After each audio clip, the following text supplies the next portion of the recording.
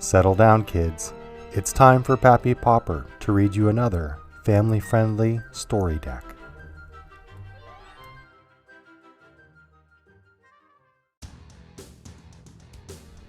Today we revisit the logging town of Mulligan's Wood, featured in my Delirium deck video.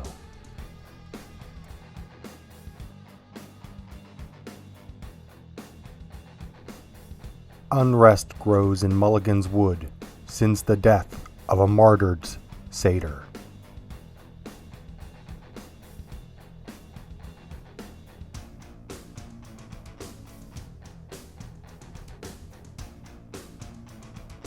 Some say the hallowed glen is haunted. Nature's pilgrims flock to the site.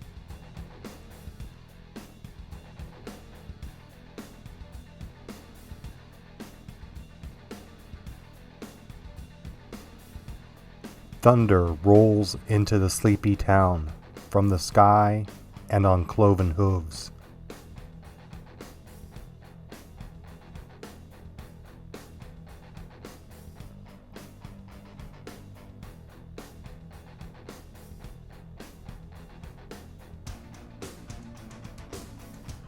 Investigations into the satyr's passing draw up more questions.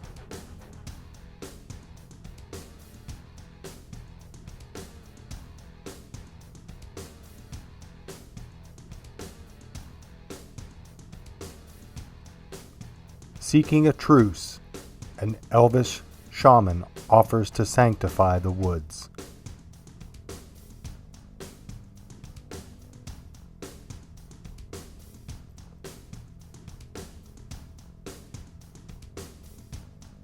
However, more creatures settle into the valley as their new home.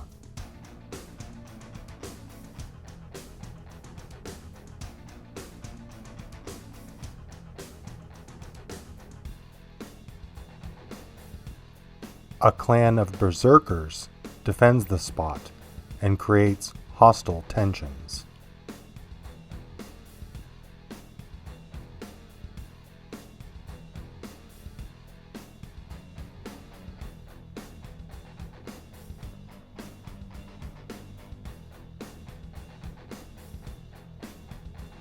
Logging work stops, while nature itself seems to align with the new guests.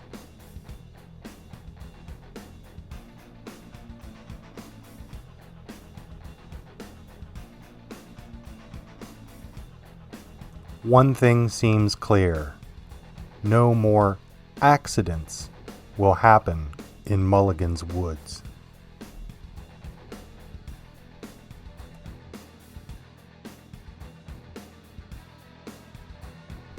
Thank you for listening to my haiku introduction of the core cards in our main deck. Now let's see how this linear, non-interactive deck works. We want to be able to apply Impact Tremors quickly and harshly against our opponent.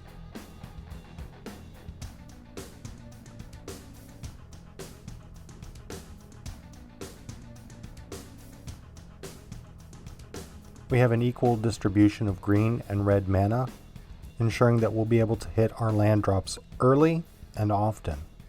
We have a low converted mana cost, so we should be good to have lots of creatures enter the battlefield quickly.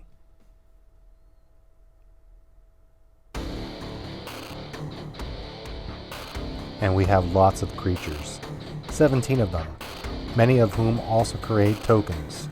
And we have repeatable enter the battlefield effects of our dasher creatures. 10 creature damage spells and 12 draw spells help us find our win condition of Impact Tremors. Now let's look at our sideboard.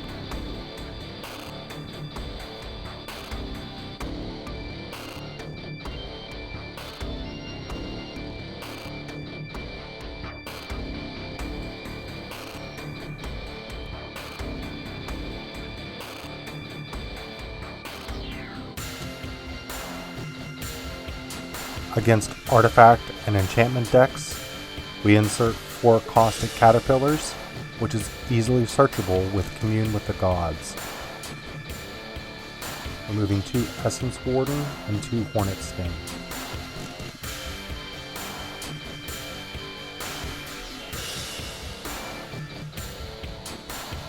Against blue decks, we remove 1 Fire Prophecy and 2 Magmatic Sinkhole for 3 red elemental blasts, making easier math.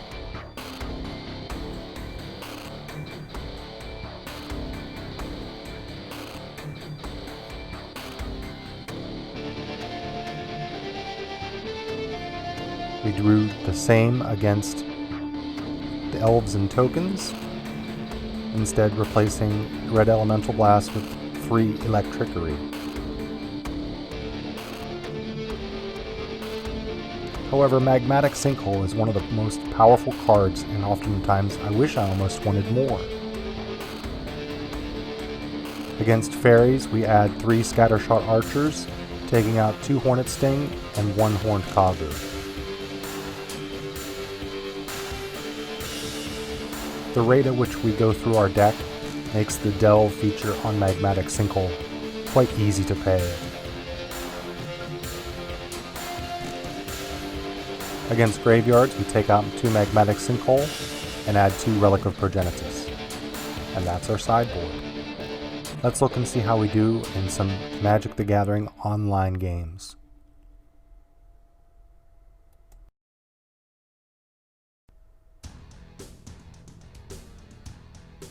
We start quite aggressively here, looking to apply some pressure against what looks to be a Tron matchup. We apply small creatures.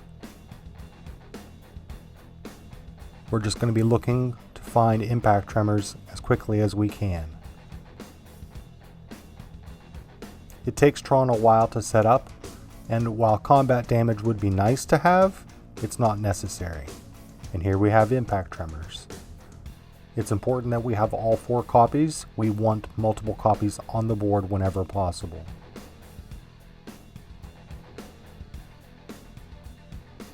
Oh, we have some kind of affinity deck instead.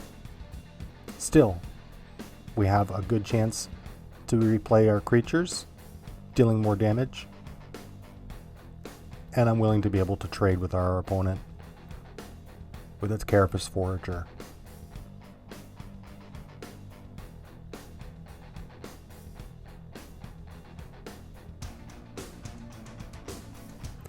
One thing about making odd brews is our opponent is never quite sure of what to target as the most dangerous creature.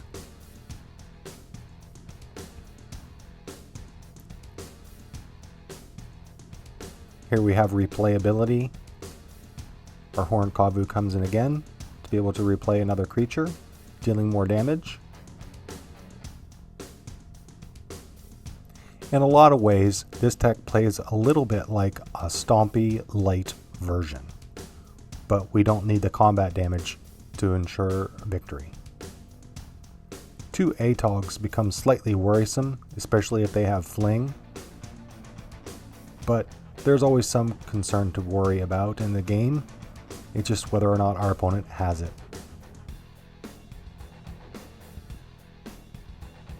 Oddly, our opponent does not attack in.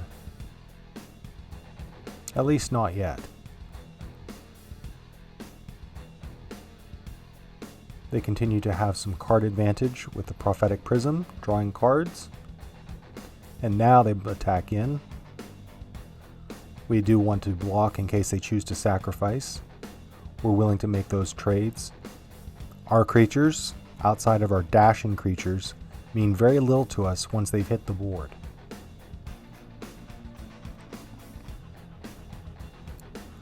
Fire Prophecy almost always is good to have on board and use its additional ability, and we win. Our second game comes down to hypergeometric calculations as we play against red deck wins. They have 1 land and we get an Essence Warden out early. We will be looking for Impact Tremors first and foremost.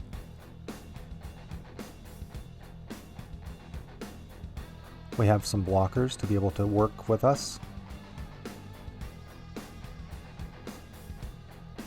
The Fire Prophecy's ability to draw a card by placing a card on the bottom of our library is good, and it's another way that we can look for Impact Tremors. Here I make a trade, forcing them into an odd way to block, an odd way to attack. They need another creature and they're stuck on mana, which looks like it might give us the easy win. Our third and final game features a return of the mirror match. I received some positive comments and feedback about that, so we get to see how this deck plays against itself. The first game I got overrun by lots of creatures, so let's see how well I do the second time around. Having 2 Impact Tremors is going to make a huge difference, even though he has one on his side. You see the impact of the dash mechanic coming into play. Making sure he'll always have a creature to be able to play is almost like having the ability to draw a card.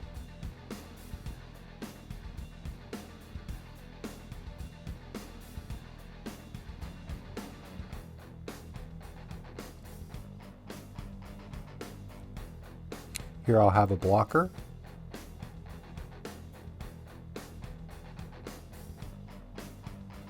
But the Horned Kavu presents quite a challenge in and of itself.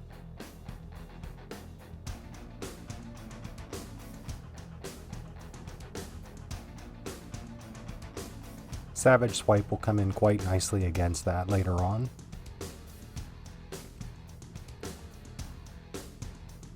Essence Warden will really help him out later.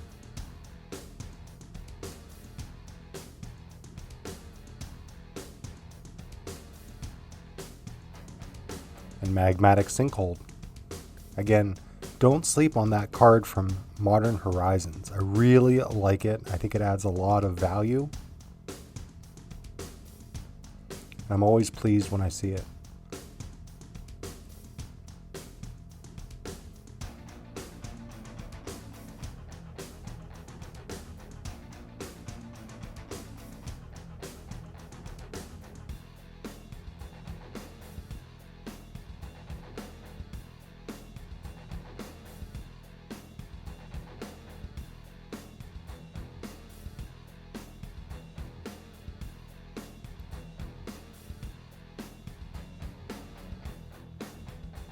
Three Impact Tremors should be able to do more damage than the Essence Warden is able to abate.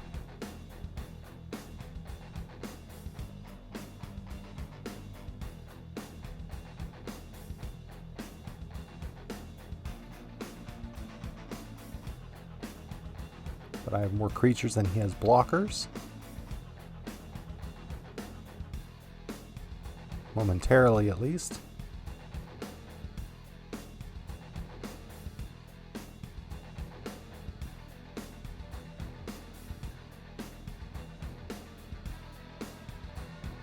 I want to hold on to that Hornet Sting, knowing he has Treetop Ambusher,